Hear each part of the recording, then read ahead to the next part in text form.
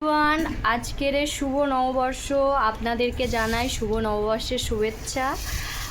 এখন দুপুর হয়ে গেছে, আমরা খেতে বসেছি। তো আজকের আমাদের বাড়িতে কি কি মেনু সেটাই তোমাদেরকে দেখাবো।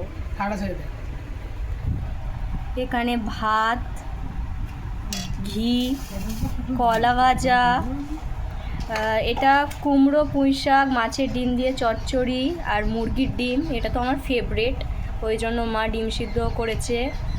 আর এইদিকে শসা, লেবু, আর এখানটায় পাঁপড়টা নিয়ে নিয়েছি।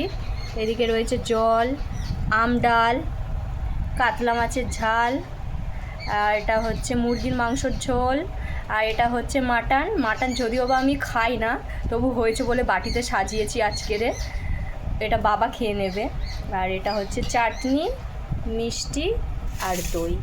এই ছিল আজকের আমাদের মেনু। আপনাদের কাদের বাড়ি কী কী রান্না হয়েছে আমাকে কমেন্টে জানাবেন।